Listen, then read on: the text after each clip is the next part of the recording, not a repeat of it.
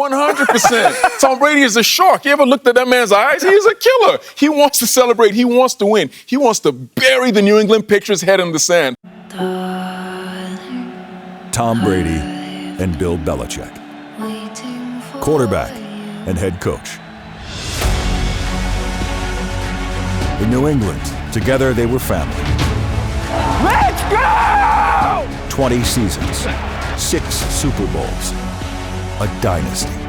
Great job, one more, let's go! The greatest coach, the greatest quarterback. The greatest quarterback in the world, man. Now on opposite sides. Now the greatest of rivals. All day, just like that! Number 12 is back in New England. Good job, fellas. Come on, keep going. Welcome home, Tom. Come on, that's got the juices flowing, isn't it? The thing is, though, right, 20 seasons together, 6 Super Bowls for Tom Brady and Bill Belichick. Why would he ever leave the Patriots in the first place? Yeah, there's a lot going on over there, Dan. There's a lot to unpack. Obviously, 20 seasons, 6 Super Bowls, they did a tremendous amount of things, positive things together there. But there was always this little underlying thing. Who is the guy there? Who is the one who actually made all this happen? Was it Bill Belichick or was it Tom Brady? Now, I think underneath all of that, they both thought to some extent they were kind of responsible for all the success. So now, at the end of the day, Bill Belichick was like, okay, listen, you go do your own thing. And Tom Brady still felt like he had something to prove. He still felt like he had something left in the tank to offer. He went to Tampa Bay, and we saw what happened after that. And Jason, you often hear that phrase, don't you, the Patriots way. And for those who don't know what that means, it's, Tom Brady for many years didn't get the money that many people thought he was worth because he took slightly less so they could bring other players in. Was it a case that Tampa Bay said, here's all the dosh you need, come to us? And that happened on and off the field. There were opportunities he missed off the field because the Patriot way is just sticking to football. And I think it was a lack of respect because in the NFL, you are shown respect by what they pay you. Now, I've never been privy to this. Osi can speak to this better than I can.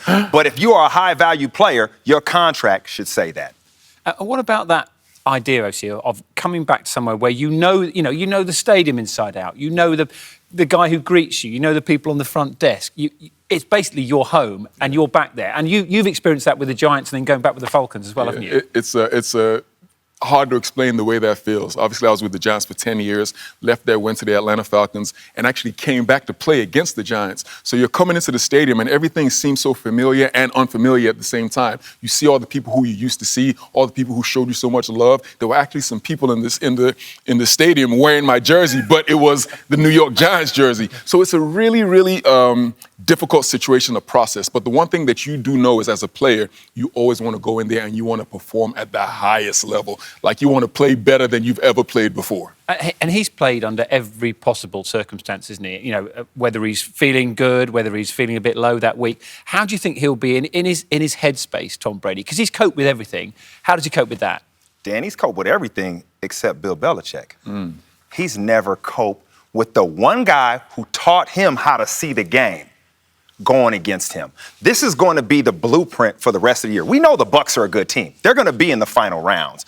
Everybody is going to see how to play Tom Brady, regardless win or loss, by what Bill Belichick does in his game plan. Brady has never been in this situation. So basically, everybody will watch this, and this will be the blueprint to face the Buccaneers for every other team for the rest of the season. Without a doubt, because who knows Brady better than Bill Belichick? I got to tell you the story really quick, Dan. I apologize. You know how sometimes when players in soccer teams, they go back to their old team or their old stadium and then they score a goal and they put their hands up like this. They're like showing respect, right? I can't stand that, Dan. I hate when they do that. When I went back to the Giants and I got a sack, I celebrated for like 30 seconds and they would boo me. I was doing all of this. I never understood that whole, you show the ultimate disrespect by scoring a goal. You understand? Now you want to do this? No, I celebrated and they booed me. And I was extremely happy about that, Dan. Do you think, I know you're one of a kind, do you think Tom Brady will celebrate? 100%. Tom Brady is a shark. You ever looked at that man's eyes? He's a killer. He wants to celebrate. He wants to win. He wants to bury the New England Patriots' head in the sand. No matter how nice he seems to be, no matter what he's talking about now, he wants to bury that football team. But the thing is, on the other side of that, I imagine Bill Belichick will be exactly the same when he looks at Tom Brady. We were together for a long time. We had great success. I want to show you that I'm the man here. That's why I said he's pulling out all the stops. You won't see it on his face, but he will put it in the game plan. He is trying to eliminate Tom Brady. I know there's a lot going on. You know, be a packed stadium and there'd be, so many players to keep an eye on. But essentially, everybody will be watching those two men, won't they, OC? No question about that. They want to see the master versus the student and see who has become who here, man. I cannot wait to watch this game. Okay, it's going to be an absolute... I was celebrating that. All right, you're off again. Look it up, I promise you. 30 seconds straight.